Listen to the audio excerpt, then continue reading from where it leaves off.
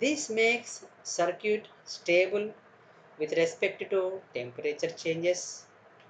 And in this connection, NPN is followed by the PNP, and the direction of collector current increases the beta when the temperature rises in opposite for the two transistors.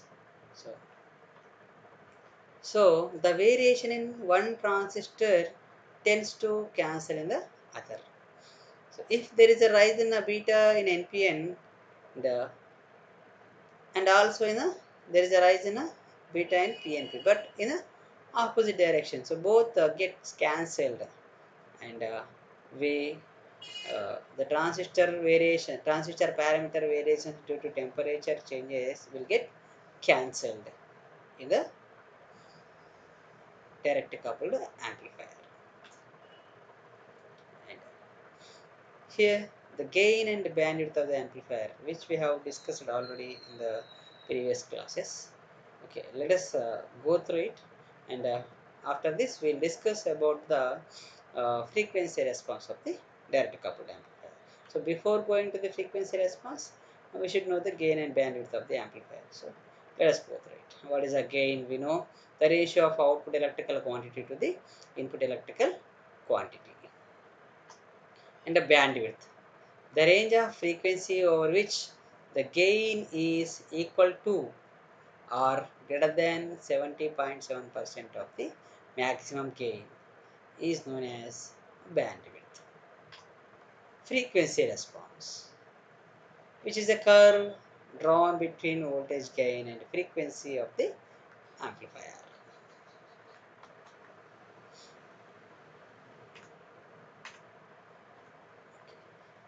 According to the gain definition, the ratio of output electrical quantity to the input of amplifier is called as gain.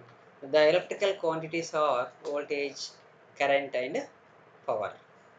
So accordingly, the gain can be voltage gain, current gain, or power gain. So here the equations for voltage gain is AV equals to V out by V in. The current gain and the power gain also given in accordingly. The voltage gain of the multistage amplifier. How we are going to calculate the gain of the multistage amplifier, which we have discussed already. So the voltage gain, the overall gain of the multistage amplifier is, if there are two stages, the overall gain is given by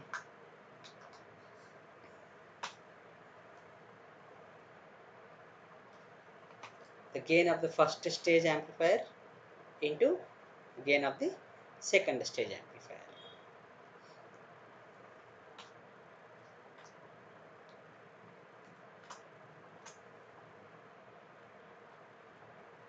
So if there are n number of stages cascaded, and the overall gain or total voltage gain is given by AV equals to AV1 into AV2 into so on up to n stages.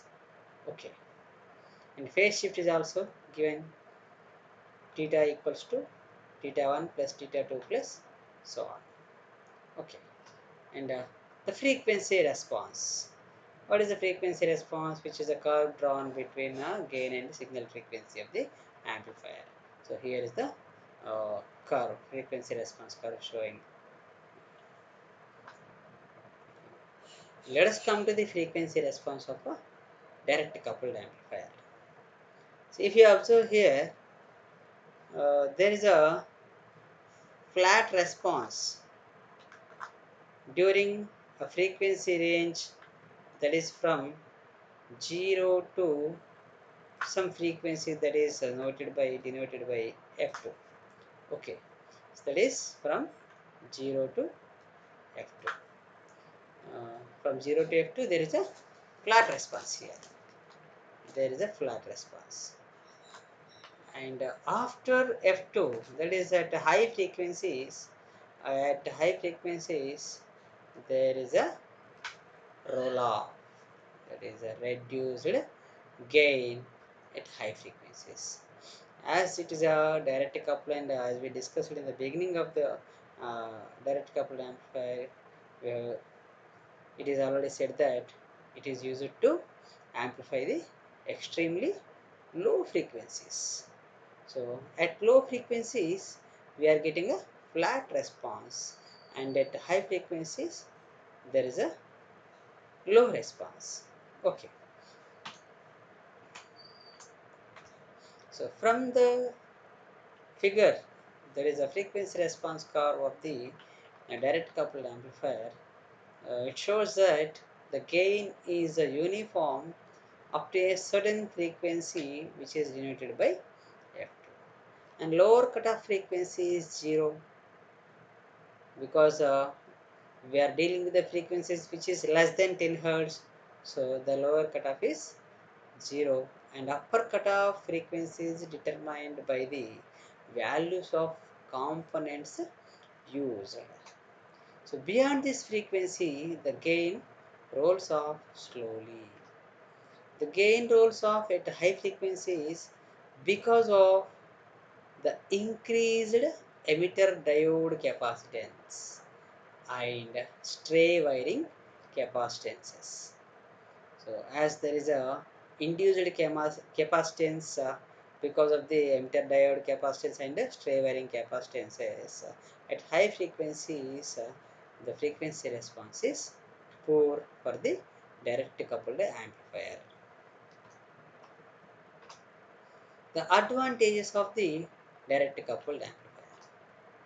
The circuit arrangement is simple because of minimum use of components. There are very few components. If you observe the circuit diagram of the direct coupled amplifier, uh, transistor 1, transistor 2, transistor 3, and collector resistors RC1, RC2, and RC3. That's it. Very few components. The circuit is of low cost. Why it is low cost? Because of the absence of expensive coupling devices. A transformer is absent.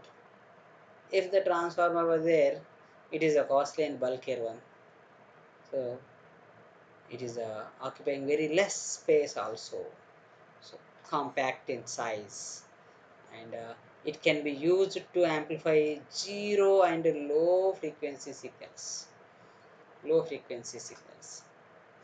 It provides a uniform frequency response up to a high frequency. So uh, this can be said from the frequency response curve. So which is giving a flat response up to a high frequency. This lower cutoff frequency is 0, and the upper cutoff frequency, what is the high frequency range, which is determined by the component values used. The disadvantages of direct coupled amplifier. The unwanted changes in the output voltage without any change in the input is often observed. That is because of temperature variations and aging of the components, etc. This problem is referred as drift problem. The unwanted change in the output voltage without any change in the input, so called as drift. And this change is because of temperature variations and as well as aging of the components. And this drawback can be removed by using the differential amplifier. Okay, and it cannot be used for the amplifying high frequencies as the gain decreasing at high frequencies. So this circuit works only at